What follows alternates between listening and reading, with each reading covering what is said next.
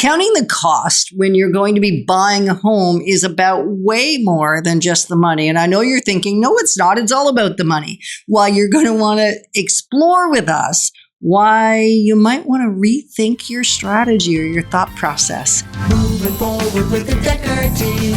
Moving forward together with the Dekker Team.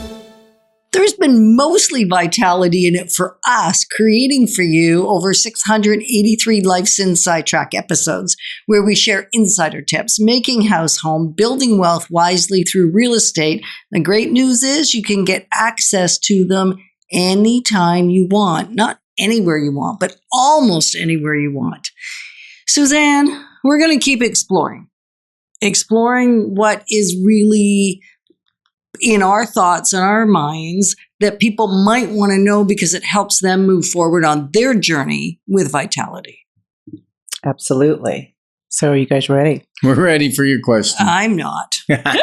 But, sometimes you just got to stay ready rather than get ready. That's right. So I guess that's right. the thought. So let's say someone is determined to buy a home. Mm-hmm.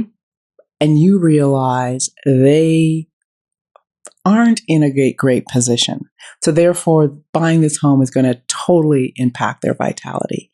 How do you guys sit down and have those difficult conversations? Well, I think that's deep. That's a heavy duty question. Well, I think part of it is we've already built a foundation that allows us to have a real conversation. So talk about that. What's that?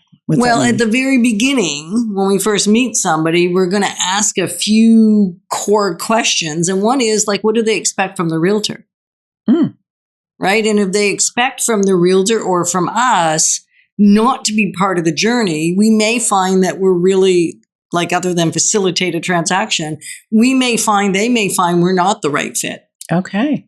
So sometimes it's an early discovery. We're interviewing, they're interviewing, we're figuring out whether this is going to fit. If they're going to be a fit for us and we're a fit for them, it's usually mutual, right? And when we've been able to discover why they want to do this thing, we bring them back to what their why is. If we already know they're doing this to reduce their stress level financially, or they're doing this because they need the kids in a particular school district, or they need to be somewhere for a job, or like we understand their motivation, but even why that matters to them. Yeah. Then sometimes when you're guiding a family or a person, we may actually help them in their emotional state, because it's stressful, like we mentioned. And sometimes you want this decision, like to move from the big house, there's financial stress, but then you have to compromise a little bit on the other side, like in the size of the home, or maybe the location, or the finishing in it, or whatever. And so sometimes we have to buffer that a little bit with people, just to help them through that transition, because it's not their dream.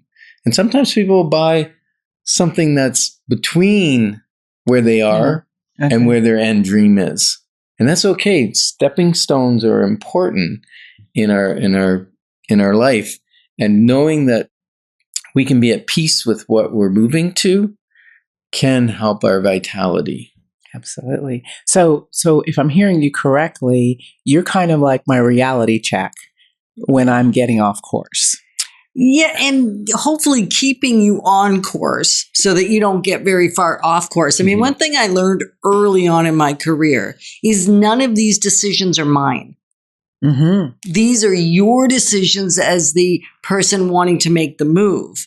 My role is to keep clarifying your options. Keep putting your options in front of you and keep putting why a particular option, the pros and cons of each option. Help you tell me what the pros and cons are of each option. And sometimes if you're missing a piece, it's my job to say, have you considered this con? Have you considered this pro? What would happen if you got into the house of your dreams and then you couldn't afford it? financially because your lifestyle would be too greatly impacted, or there'd be too much stress on the relationship, or driving the kids to their events is no longer an option. But you just said basketball is a paramount. So moving, like all the different things that could be going on in a particular person's situation. Mm-hmm. So putting the truth, the elephant in the room sometimes in front of me, back in front of you. You've already put it there. I wouldn't know to put it there. Mm-hmm. You've already given me the access to know what's up for you. But it's sometimes just a reminder.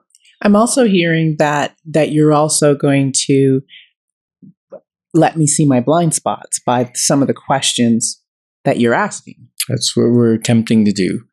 And you know, some of the people I love the most are the enthusiastic first-time home buyer or whatever, and they go, yeah, we want to go see houses, and they're just gung-ho, and I go, okay, well, let's back that bus up a little bit, because what can you afford to purchase, right? Like, because part of vitality is not dashing someone's dreams, but bringing them into reality and knowing that we're going to go see things that they can actually afford. And when I say afford, like banks will give you a certain number, but then other clients will come to me and say, yeah, but the bank gave me this amount, but they didn't take into consideration I tithe and I'm generous in my givings and my charity. And so we go, okay, well, we're going to draw that number back a little bit so that your life and your lifestyle will maintain.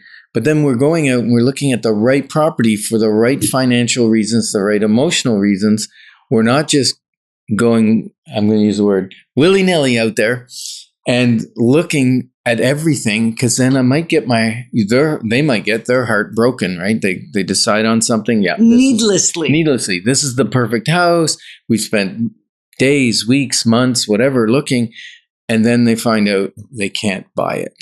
Or ought not to buy it. So we want to alleviate some of that stress, especially with couples, because sometimes couples have different opinions of what is allowable and what's not. So we got to work that thing together, right? Am I making any sense? Some. All right. Well, you make sense of what I just said then. Well, one of the things I was just thinking about one of our clients, and she wanted a single family home, a freehold home. So it didn't have to be single family, but no condo fees. And in her current situation with 2 young girls, a single parent, she was an immigrant, hadn't been in Canada that long. She just really needed to get a roof over her kids' head that she could count on. That might be a good investment property down the road. And when we were able to have some conversations, when she said, that's a deal breaker, I'm not doing it. Well, when she looked at it and stepped back, she went, oh, actually, it's more important I have a constant roof over my kids' house or heads than it is just trying to make something happen that really isn't. The time's not now. And I think that, like, as I'm listening, that is so key, because I know for myself, when I'm excited about something, I'm not as rational. I'm not as critical.